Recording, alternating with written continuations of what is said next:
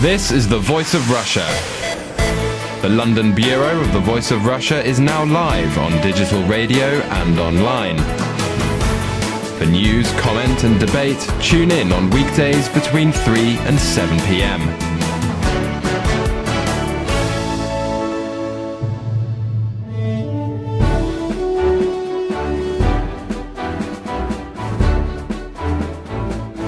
You're listening to The Voice of Russia in London. I'm Tim Walklate, and today I'm asking, why are people from certain countries more charitable than others?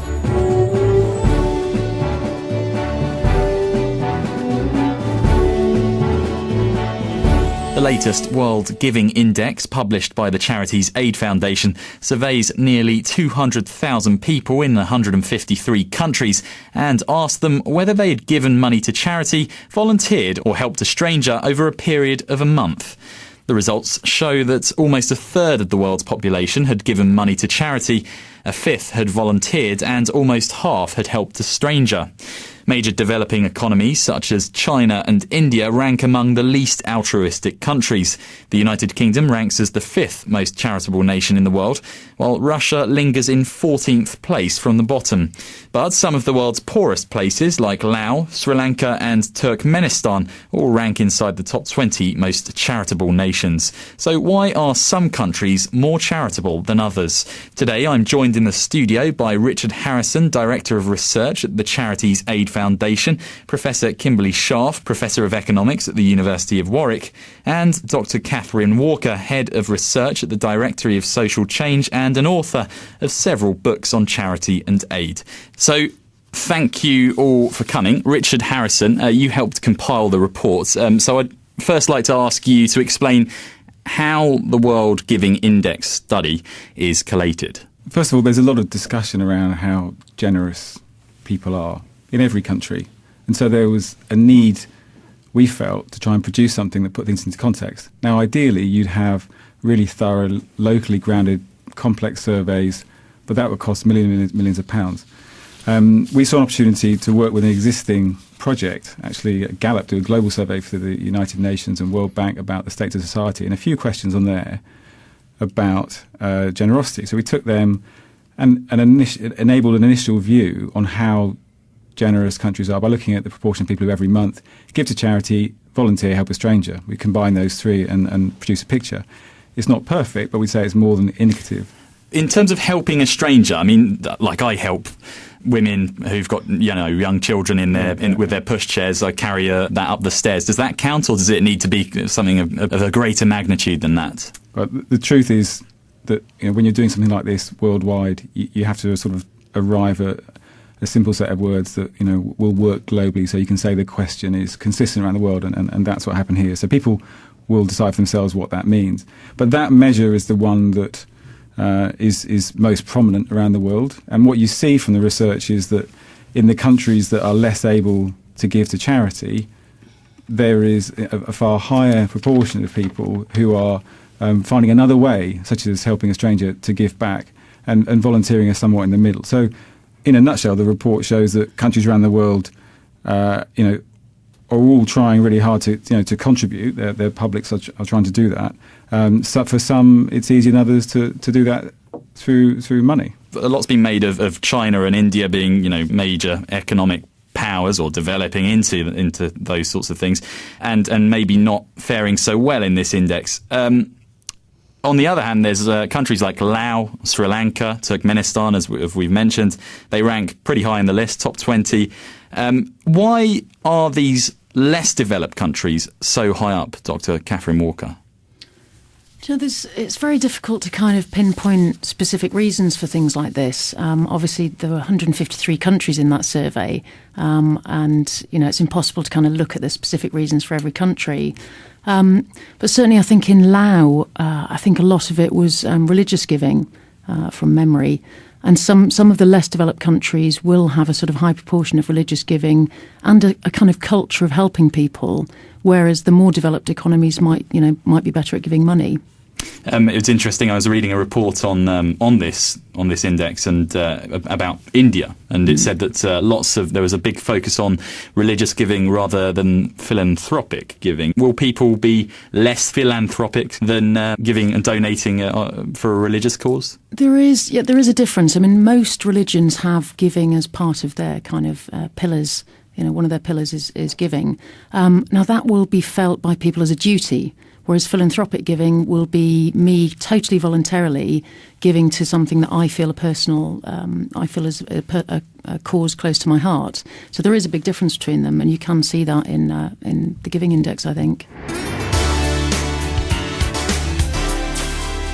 You're listening to The Voice of Russia in London. I'm Tim Walklate, and today I'm asking, why are people from certain countries more charitable than others? Today I'm joined in the studio by Richard Harrison, Director of Research at the Charities Aid Foundation, Professor Kimberley Scharf, Professor of Economics at the University of Warwick, and Dr. Catherine Walker, Head of Research at the Directory of Social Change and an author of several books on charity and aid.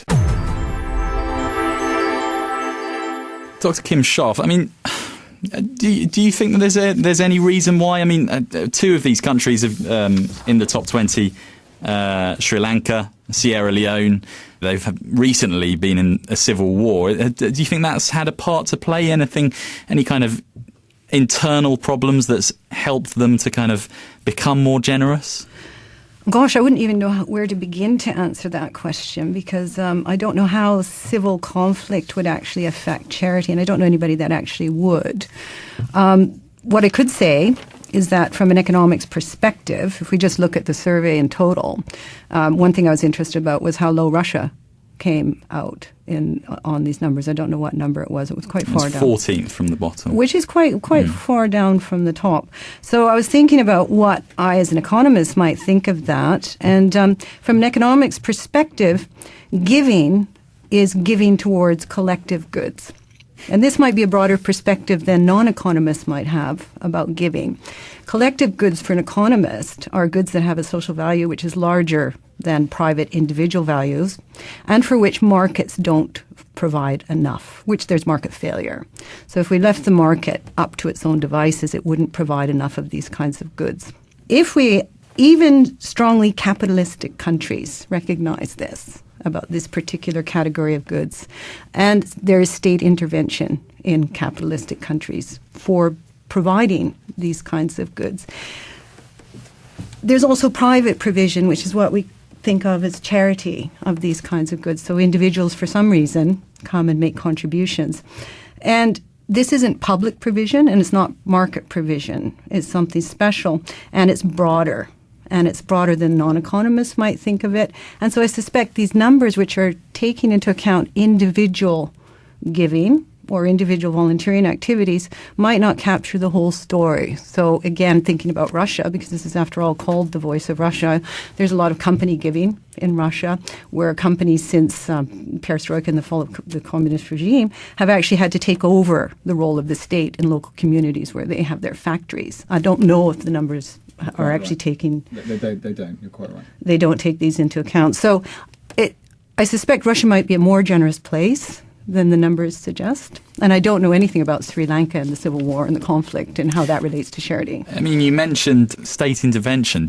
China also ranked incredibly low in this index. Yeah. Would you advocate some form of state intervention for these countries to try and...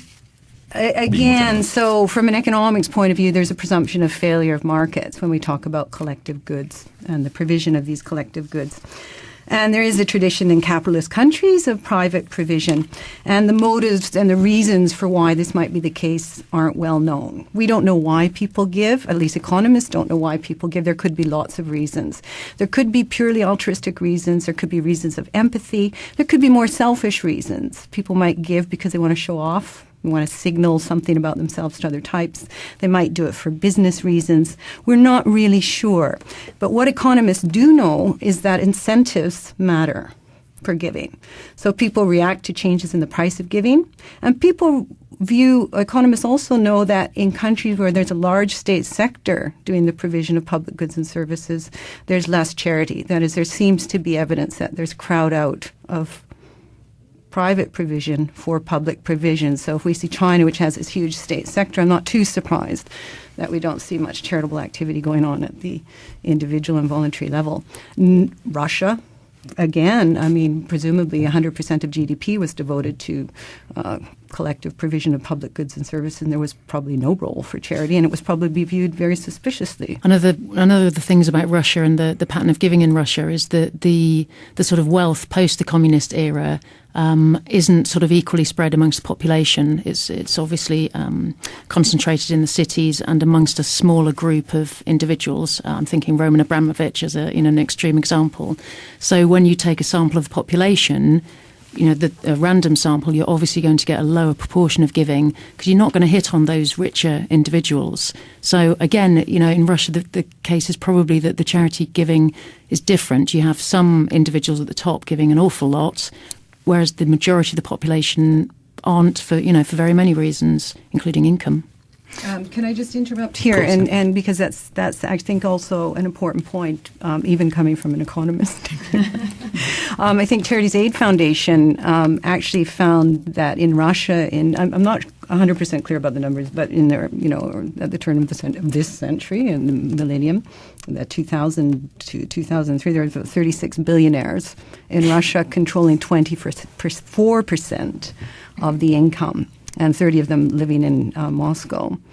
So clearly, these people matter, and historically as well, because history matters quite a bit. There hasn't been a middle class in Russia. And so when we talk about giving in capitalist countries in the Western world, we think about individuals who, wealthy people give, but then the middle classes give, and poor people give. So should there be an incentive or an onus on them to give more money? Again, voluntary giving is voluntary, not coercive. Coercive giving is called taxation, and voluntary giving is called charitable giving. So we would like to make that distinction, first of all. There might in Russia possibly be a quasi form of voluntary contributions, which is quasi-coercive giving, where you are expected to actually make contributions. And I don't know if these kinds of things go on.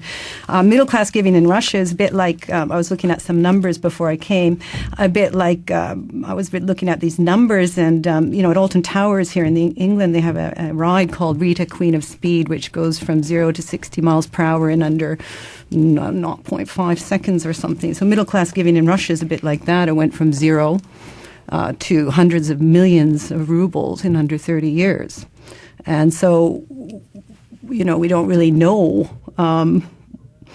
where it's going to go and how incentives can be actually created to enhance it. Do you think that the same would apply to countries such as India and China as well? Well, again, we're talking about countries that don't really have a middle class. We have haves and we have have-nots in those countries. And I think, as Catherine and Richard were saying, that a lot of giving and charitable activities takes place at the community, family level, and people within communities take care of themselves, and either through the church or through strong community structures. I'm quite interested to see two countries that are struggling economically, shall we say, at the moment, at polar opposites of the table. Ireland in third place, World Giving Index score of 56%, whereas the other end, Greece is fifth from bottom with just 14%.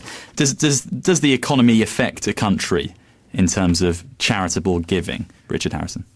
Well, I think in order to really answer that question properly, we'd need to put the right data in the hands of people like Catherine and Kim. And unfortunately, we haven't yet got governments around the world committing to proper surveys that get the total value of giving, which is, I think, one of the numbers you need to answer that. In each country, we have it in the UK, we have it in the US. But short of having that, one can only speculate. I mean, when we put these reports out, people talk about any number of reasons why people might be higher up or further down. The economy is certainly one of them. Let me reel off a few others that I've heard mentioned over the years. Work-life balance. Canada's up there as well, near Ireland. Is it a situation where places where a combination of economy, nice places to go, things to see, do well? Is it a question of government support? We talked about China and India earlier. I remember when I lived in China, I would do focus groups with people around charity. It wouldn't mean anything because partly because life was too hand to mouth, but partly because the government's policy at the time was that it could do everything, and charities weren't needed because that would be, well, the inference is that it would be embarrassing to them. So there's the need for government support. And here in the UK, we have gift aid and many other measures that help to make charity a centrepiece of civil society. But then there's history as well. Maybe the most remarkable, important year for charity in Russia was this year, perhaps with the tax changes. Maybe in the UK, it was in the 17th century when the Elizabethan poor laws came into being. So, sorry to evade your question, but there's probably a half dozen, slippery subjects, and we as researchers probably hope that in 10 or 20 years from now, the answer to that question will be a bit more substantial. But I think, really our responsibility to now is say a lot more has to happen at government levels to buy into proper data sets to answer those sorts of questions properly. Would you agree with that, Dr. Kim Scharf? Well, I'm all for collecting evidence because we don't know anything really about what motivates giving, and economics is all about trying to develop stylized frameworks which would allow us to actually make predictions about things. So I don't think many people, economists have fallen into a bit of disrepute lately because of we've failed to predict the financial crisis and the ensuing economic recession. But, we do have, what we can bring to the table is the tools and the frameworks that can be used to generate predictions about things. And then if those predictions actually stand up to scrutiny depends on the available evidence. And we do not have a lot of evidence about what goes on with respect to how people decide why, what, and where they're going to channel their money. I'd like to focus on the United Kingdom. We haven't talked about that much. We're always I think we blow our own trumpets in the UK a bit in terms of charitable giving. It springs up quite a lot in the news, a fair amount. But is there an incentive that we should be doing more? Dr. Catherine Walker. 56% of the UK population give at the moment. And it is an interesting question because we're often torn, I think, between saying how generous we are as a nation and sort of applauding the generosity of the public and kind of thinking, do you know what, 56%, that's not really good enough. So it comes back slightly to what Kim said earlier. Giving is voluntary. It should come from the heart. You should not be exhorted to do it. But sometimes I think perhaps you need reminding to do it. And you see that in, disaster campaigns, humanitarian crises. You see when people are reminded to give, reminded that other people in the world are a lot less well off than they are, then people give from their heart. But so you might see a spike in giving around a humanitarian crisis, but that's then not carried on. People kind of forget about it after that and go back into their old habits. So it's, I don't know, it's a tricky question. Should people give more? Let me just go back to what Kim brought up earlier. State intervention, would you be an advocate of that at all? State intervention in what way? In terms of, forcing people to be more generous. No, absolutely not. No, because as I said, it's voluntary. That's the absolute essence of charity. You force people to volunteer, or force them to give, or force them to help a stranger, and you'll see we'll all turn into a nation of mean, horrible people. You're listening to The Voice of Russia in London. I'm Tim Walklate, and today I'm asking, why are people from certain countries more charitable than others? Today I'm joined in the studio by Richard Harrison, Director of Research at the Charities Aid Foundation, Professor Kimberley Scharf, Professor of Economics at the University of Warwick, and Dr. Catherine Walker, Head of Research at the Directory of Social Change and an author of several books on charity and aid. Looking at the bottom countries, I mean, you've got Ukraine and you've got Lithuania, Romania, Russia, all countries part of the former Soviet Union. We've kind of dabbled on the idea that perhaps in Russia during the Soviet Union, it wasn't really the voluntary giving wasn't really the done thing. Perhaps is the... Well, I would say it wasn't done at all because the communist regime was supposed to take care of all of everybody's needs and all the welfare needs of the peoples. So is it just a question, I mean, take for example, in Britain, there's the Salvation Army or the Poor Laws 100 years ago. is it just a question of historically Well, okay, so I have a view on that, which is Richard brought up the poor laws. And if you look actually at Russia and at England and Wales in the 17th century, they don't look dissimilar from each other. Charities have always been granted special privileges in England and Wales and exemptions. And the reason that they've been granted those is that there's been an acknowledgement that if these organizations or churches or communities didn't actually do the provision, then the state would have to step in and spend the money. So historically in England and Wales, there's been a recognition that charitable goods and services are full or partial substitutes for public provision. And I think that's very important. And that's the rationale, I think, for allowing charities to have special privileges and exemptions in the first place. When taxation was introduced, charities were exempt from taxation, for instance. Why do we offer tax incentives to giving on the part of individuals who are not charities is there's great debate about the reasons for that. It's because we want to offer those if we believe that we should have a society which has a lot of charity. And so those incentives make it easier for people to give. And so if we have them, then we'll enhance the amount of charity in society. Obviously, these things are costly to government because you can't make something cheaper for somebody by offering them a tax deduction unless you're paying for that through lost revenue. So an efficiency argument for giving these tax incentives is that you give $1 or £1 to somebody so that they can contribute to charity cheaper, and that's going to result in more charity. So it's a cost-effective way for government to actually raise the amount of charitable goods and services in the economy. Is that always going to be the case? That depends on whether you give $1 worth of tax deduction and get $1 back in charitable goods and services, or more than $1 or less than $1. And the measure that economists use for determining that is called the price elasticity of giving. And unfortunately, that has tended to be all over the place. We're not really sure what it is anymore. So there's arguments for and against tax incentives for giving. But there's no argument in my mind at all that charities and charitable goods and services are providing things that the government would otherwise have to step in and do themselves.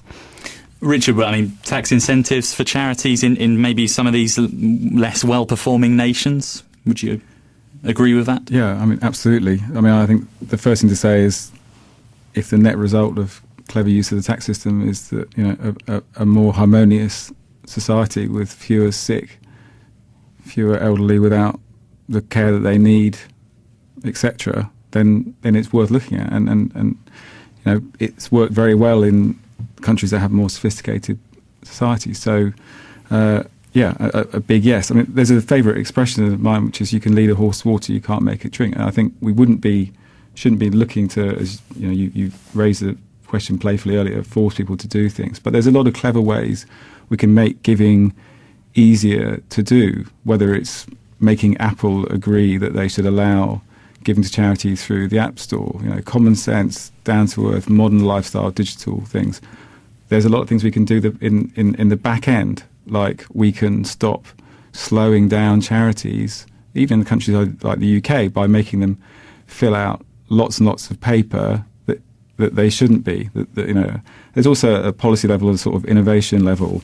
There's things that we can be offering for people to evolve how they give that haven't yet been brought to life here but have in other parts of the world. So, for example, in Canada, Kim will know a lot about lifetime legacies. That basically you go from a psychology where once you're dead, you can give, which doesn't give you a lot of fun because you're dead, but to a point where in Canada you can begin to benefit, be part of that passing over of money in your latter years, and that's one of the things that, you know, we feel one can bring to the UK. But certainly for countries that are lower down the index, that probably have further to go in civil society building, tax incentives, you know, is a big opportunity in terms of getting the ball rolling. And Dr. Catherine Walker, tax incentives, main way to go, or would you suggest other? No, not necessarily the main way to go, but obviously a very effective way to go. And gift aid is one of the things that we're concentrating on at the moment, trying to make that easier for charities and individuals alike. I think Richard was referring to online trying to get gift aid online to make it a lot easier and lessen the paperwork. So tax incentives definitely a part of the artillery that we should be using to encourage more giving. But there are lots of other ways to do that. I think at the moment some people are looking at behavioural economics and philanthropic psychology, as Adrian Sargent calls it, which is basically ways of looking at the psychology of how people make decisions and applying that to the way that we ask people. Because generally one of the number one motivations for people giving to charity is that they were asked. And if you ask them in the right way, that will enable them to give more. It'll sort of nudge them. It's kind of nudge stuff. It'll nudge them into thinking more about giving and to perhaps giving more. I wonder if that includes stopping somebody on the street. I'm not sure if people are too keen on chuggers. They're getting a bit of a bad name these days. People are not too keen, but the thing is, and I won't be popular amongst many people for saying this, it works. And if it didn't work, it wouldn't be there. I spent some time working as a telephone fundraiser for a number of charities, and for every one person who slams the phone down on you, 9 people say, "Oh yeah, do you know what? I haven't increased my direct debit for since I took it out 2 years ago. If you hadn't reminded me that the cause is still there, that they in fact need my help more now, I wouldn't have thought to raise it." What about just a final point? Advocating people to really directly get involved. Work for the Samaritans or go out and help people who've been affected by floods in Pakistan, for example. Actively going out. I know that's quite a sort of cavalier way to be charitable, but would that not be, rather than just giving money to charity? Yeah, definitely. Money's not the only way people can give to charity. I think the Giving Index shows that clearly. And helping a stranger, which is just basically being a nice person. That's being charitable. But yeah, volunteering, formal volunteering, go join the Samaritans, definitely. Perhaps, going to help flood victims in Pakistan, you'd probably need some training. But, look at things like the Peace Corps.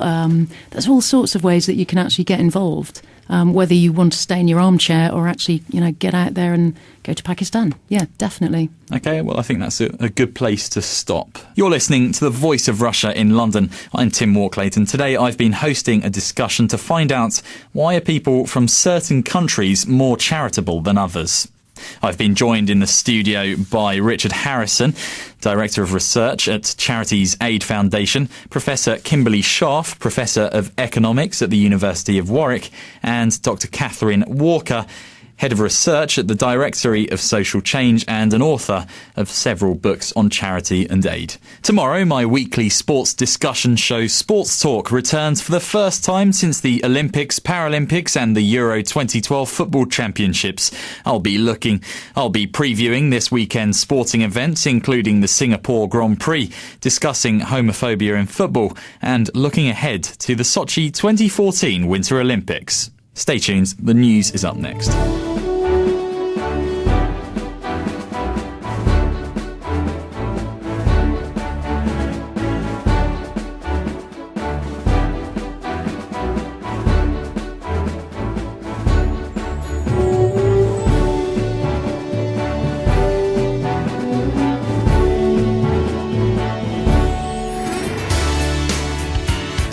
You're listening to The Voice of Russia from the heart of London.